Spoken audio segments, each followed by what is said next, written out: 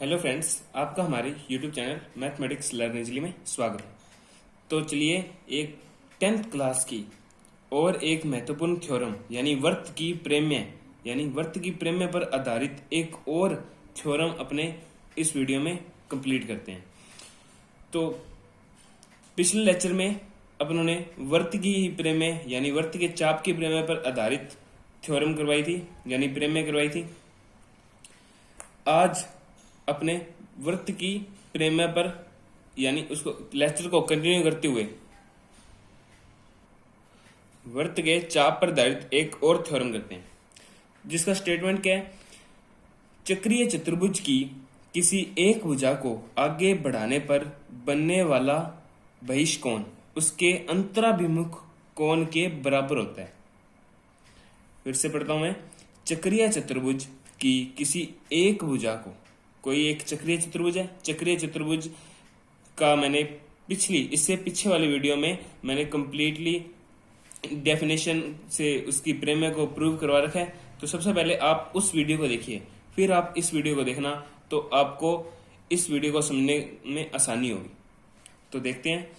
चक्रीय चतुर्भुज की किसी एक भुजा को आगे बढ़ाने पर बनने वाला बहिष्कोण उसके अंतराभिमुख कोण के बराबर होता है।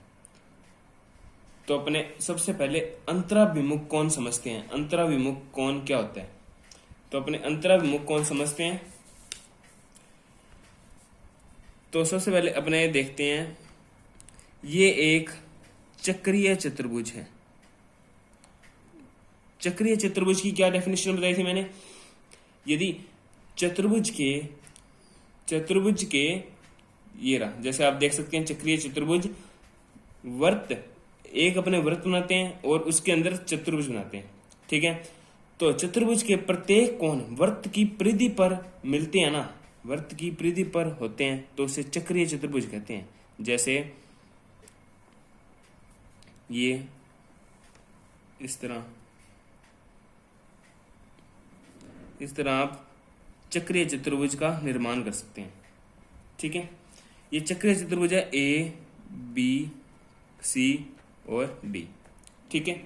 ये चक्रीय चतुर्भुज है। अब इस स्टेटमेंट में क्या दिया हुआ है। स्टेटमेंट में ये दिया हुआ है, चक्रीय चतुर्भुज की किसी एक भुजा को आगे बढ़ाने पर बनने वाला बहिष्कोण उसके अंतराभिमुख कोण के बराबर होता है।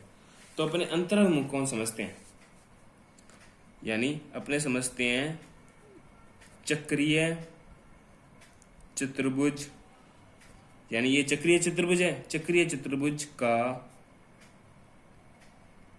अंतराभिमुख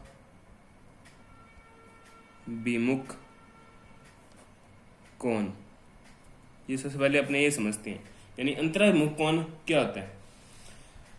अंतराभिमुख कोण की परिभाषा मैं लिख रहा हूं, अंतराभिमुख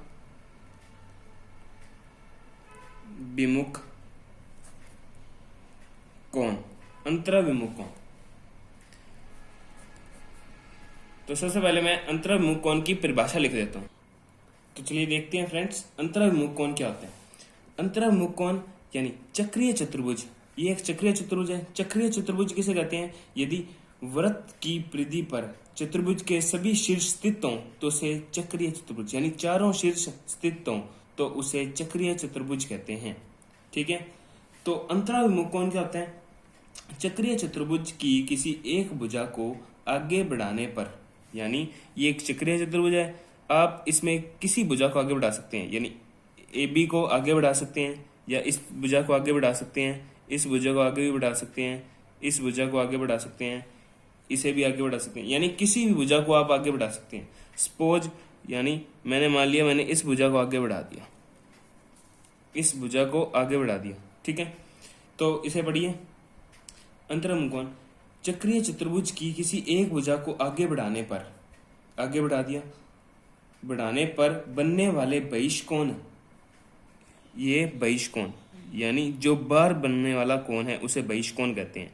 ये हो गया बहिष्कोण। इसे नाम दे देते हैं अपने कोण एक्स, एक्स नाम देते हैं।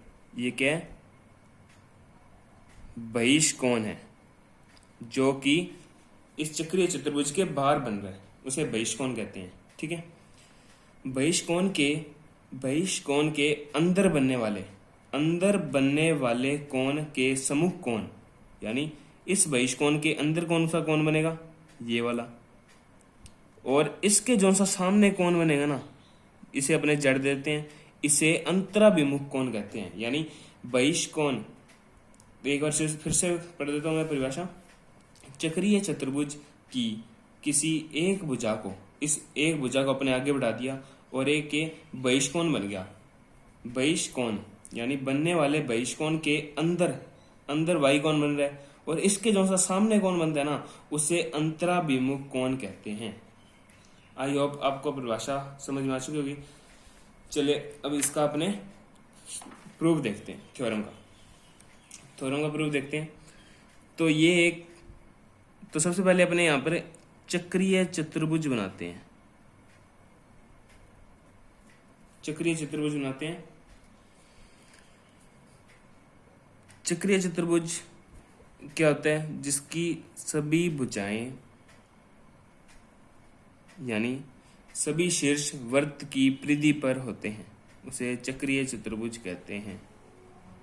ठीक है, यानी ये ए है, ये बी है, ये सी और ये डी। ठीक है, ये चक्रीय चतुर्भुज है और ये इसका केंद्र है ओ। तो क्या दिया हुआ है, चक्रीय चतुर्भुज की किसी एक भुजा को आगे बढ़ाने पर बनने वाला बहिष्कोण, एक भुजा को आगे बढ़ा दिया और बनने वाला बहिष्कोण, इसको एक्स नाम दे दिया। ये क्या है, एक्सटीरियल एंगल यानी बहिष्कोण है। ठीक है, ये बहिष्कोण है, एक्सटीरियल एंगल भी बोलते हैं इसे, बहिष्कोण। अब आगे बढ़ते हैं। चक्रीय चतुर्भुज की किसी एक भुजा को आगे बढ़ा दिया, बनने वाला बहिष्कोण उसके अंतराभिमुख कोण यानी अंतराभिमुख कोण के बराबर होता है। यानी कोण एक्स है, इसे कोण वाई देते हैं। यानी जो सा कोण एक्स है, ये अपने अंदर बनने वाले कोण के सामने बनने वाले कोण जेड के बराबर होता है। यानी अपने को सिद्ध क्या करना है, कोण एक्स बराबर कोण जेड। तो चलिए इसका प्रूफ देखते हैं। तो सबसे पहले अपने 4 स्टेप में करते हैं। सबसे पहले दिया क्या है, ओ केंद्र वाले वृत्त में ए बी सी डी एक चक्रीय, यानी ओ केंद्र वाला एक वृत्त है, ओ केंद्र वाले वृत्त में ABCD एक चक्रीय चतुर्भुज है,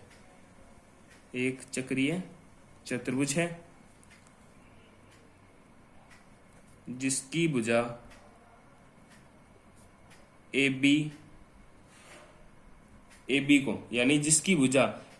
को बिंदु E तक, यानी ये बिंदु E है, भुजा AB को, इसकी भुजा AB को, ये चक्रीय चतुर्भुज है और इसकी एक भुजा AB को बिंदु E तक आगे बढ़ाते हैं। बिंदु E तक बढ़ाया जाता है। ठीक है, बढ़ाया जाता है। और अपने को सिद्ध क्या करना है,